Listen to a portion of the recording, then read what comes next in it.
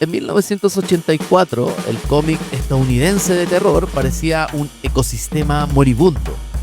Los monstruos clásicos habían perdido su lugar, las ventas caían y sobre todo el personaje de Swamp Thing, creado en 1971 por Len Wein y Bernie Wrightson, agonizaba entre las sombras del olvido.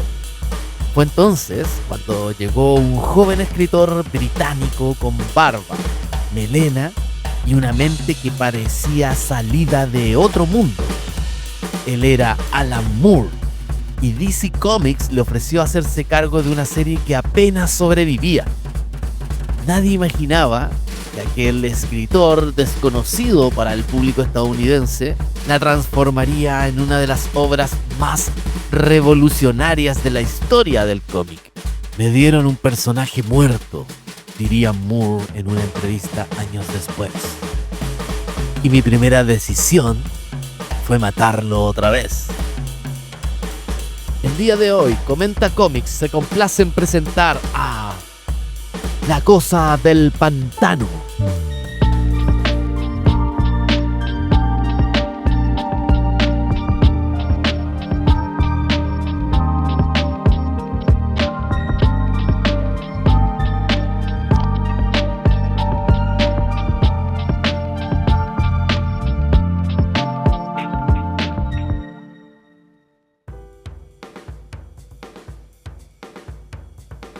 La lección de anatomía, muerte y renacimiento.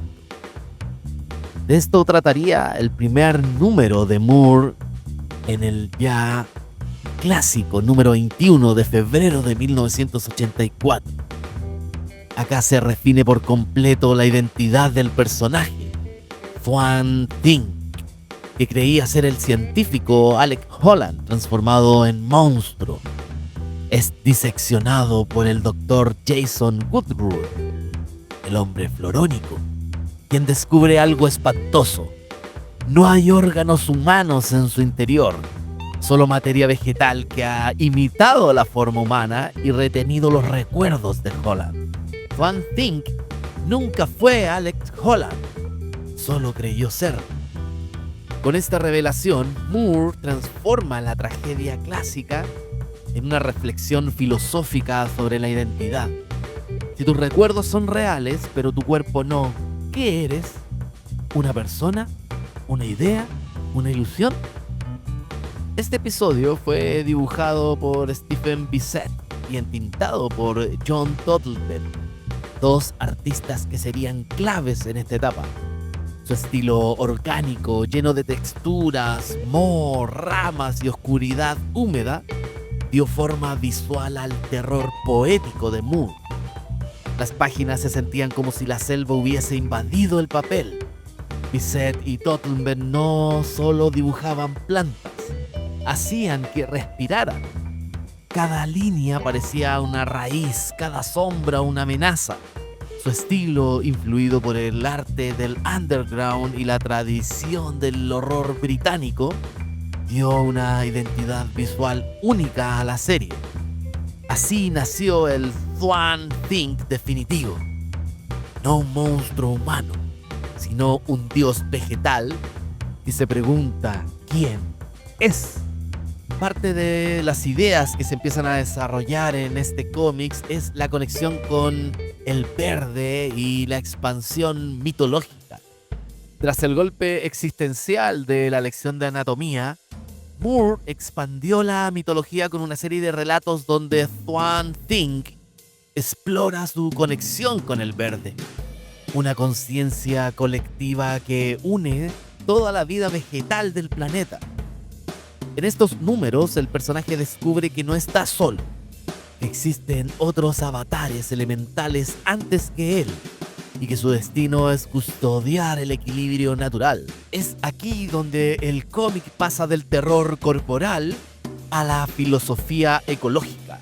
La naturaleza ya no es fondo, es protagonista, y el monstruo del pantano se convierte en su voz. Los dibujantes Bissett y Totleben logran traducir esa idea en imágenes. Las viñetas comienzan a fluir como raíces, los bordes se disuelven, los paneles se vuelven vegetales En palabras de Moore, trabajábamos como si el propio cómic estuviera vivo, respirando.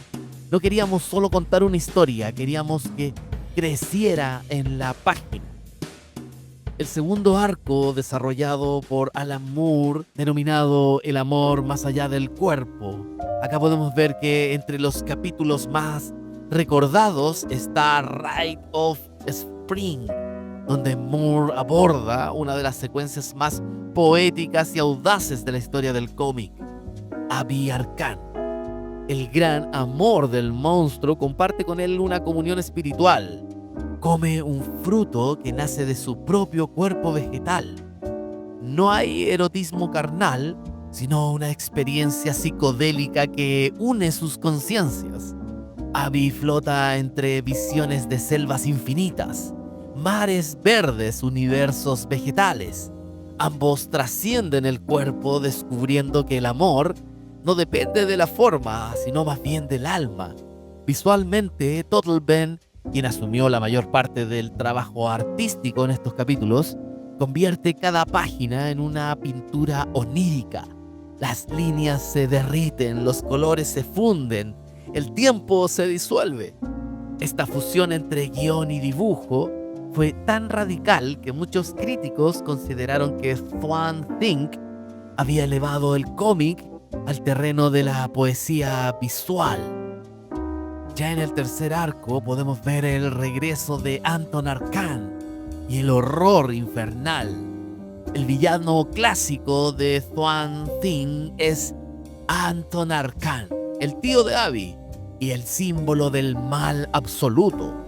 Regresa en una de las sagas más intensas. Aquí Moore lleva el terror corporal a su máxima expresión. Arcane vuelve del infierno en un cuerpo en descomposición, rodeado de insectos y demonios, mientras Swan Thing intenta rescatar el alma de Abby. Los dibujos de Bissett y Totleben alcanzan un clima expresionista. La piel parece pudrirse en el papel, los cuerpos se distorsionan en forma casi imposible, y el infierno no es un lugar, sino más bien un estado mental. Psicológicamente, esta saga explora la corrupción moral. Arcane representa el ego desatado, la obsesión por dominar y trascender a costa de los demás. Swan Thing, en cambio, es lo opuesto. La entrega, la empatía, la aceptación del ciclo de la vida y de la muerte.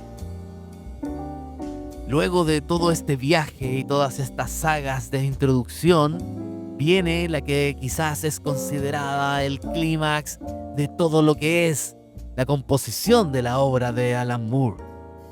American Gothic. El mundo humano y la aparición de John Constantine se desarrolla en este arco. A mitad de la etapa de Moore surge otro punto de inflexión. American Gothic, un vasto arco narrativo donde aparece por primera vez John Constantine, un mago cínico que guiará al monstruo a través de una serie de horrores humanos. Cada episodio es una parábola social. Están vampiros en los pantanos del sur como metáfora del capitalismo y la explotación. Aparecen hombres lobo que simbolizan la liberación reprimida. Y están los fantasmas del racismo, del fanatismo religioso y de la Guerra Fría. A través de estas historias, Moore construye una crítica feroz a la sociedad estadounidense de los años 80. La amenaza no viene a través del pantano, sino a través de los seres humanos. Durante este arco, Rick Page se integra al equipo como dibujante principal. Su trazo es más limpio que el de Bissett, más estructurado, pero aporta una claridad narrativa que equilibra la complejidad del guión. Moore elogiaría su capacidad para dibujar lo sobrenatural con naturalidad, lo que permitió llevar la historia a un tono más político sin perder la sensación de extrañeza. Constantine, con su sarcasmo y su ironía, funciona como el espejo de Moore dentro del relato, el mago que observa el caos del mundo y lo manipula con cinismo.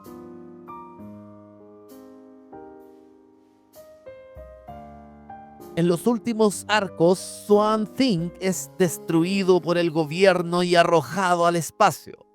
Acá es donde podemos ver la saga del exilio. Este viaje interestelar se convierte en una búsqueda mística. Aprende de otras formas de vida, de otras naturalezas y finalmente comprende su lugar en el universo. Rick Page y Totleben logran aquí una de las fases gráficas más extrañas y bellas del cómic. Planetas de raíces, criaturas de savia, cuerpos formados de hojas cristalinas. Cuando Swamp Thing finalmente regresa a la Tierra, lo hace transformado. Ya no es solo un guardián del pantano, sino el avatar de toda vida vegetal del planeta. Un dios verde que entiende que la humanidad no es el centro del mundo, sino una parte más de él. Hemos mencionado a los artistas que han participado en esta obra, y esta obra la podemos entender que no existiría sin sus dibujantes. Stephen Bissette. Su estilo orgánico, caótico, de anatomías vegetales y bordes derretidos, le dio a la serie su textura viva. Bissette convirtió el horror en biología, la desesperación en follaje. John Totleben, su entintado y sus portadas transformaron el cómic en una experiencia pictórica. Su dominio de la luz y la sombra daba a cada página un aire gótico, húmedo, casi táctil. Rick Page, encargado de los números posteriores, aportó claridad visual y una imaginación cósmica que permitió llevar a Swamp Thing más allá del horror. Lo llevó hacia la ciencia ficción filosófica. También podemos ver que está Sean McManus y otros artistas invitados que también contribuyeron en números específicos, siempre bajo la dirección estética de Totleben, quien mantuvo la coherencia de este mundo orgánico y espiritual. El equipo completo de Swamp Thing fue especial para lo que luego se conocería como la semilla del Vértigo Comics, un laboratorio creativo donde el terror, la poesía y la política se fundieron en una sola voz. A lo largo de la serie, Moore aborda cuestiones que van mucho más allá del género. Toca temas de identidad y conciencia, la crisis de saber quién eres cuando tu cuerpo no te pertenece. También temas de naturaleza y humanidad, la lucha entre lo instintivo y lo racional, lo vegetal y lo humano. Nos habla del amor y la conexión. Esa comunión de Abby y Swamp Thing muestra el amor como experiencia espiritual. También nos habla de la corrupción moral, en donde se representa claramente en Arcane, el gobierno, los fanáticos religiosos. Todos representan la pobredumbre del alma humana. Y sobre todo también nos toca temas de ecología.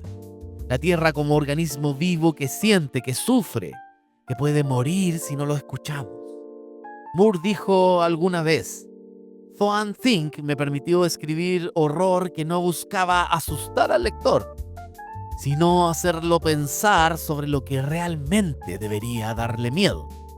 En 1987, Moore deja la serie después de más de 40 números. Lo que empezó como una serie de monstruos termina siendo una obra maestra literaria. Un poema verde sobre identidad, ecología y humanidad. Su influencia se siente en Sandman, Hellblazer, Animal Man y en toda la línea Vértigo. Swamp Thing dejó de ser un hombre que perdió su humanidad. Se convirtió en una metáfora de lo que somos cuando recordamos que la Tierra también respira. El propio Moore resumió su experiencia con una frase que resume toda su filosofía. El monstruo del pantano me enseñó que la humanidad no es un estado biológico, sino una experiencia emocional. Y quizás por eso, cada vez que escuchamos la lluvia caer sobre el bosque o vemos un brote abrirse en la tierra, sentimos que algo verde y antiguo aún nos observa. Swamp Thing sigue ahí, en silencio. recordándonos que el verde siempre está vivo.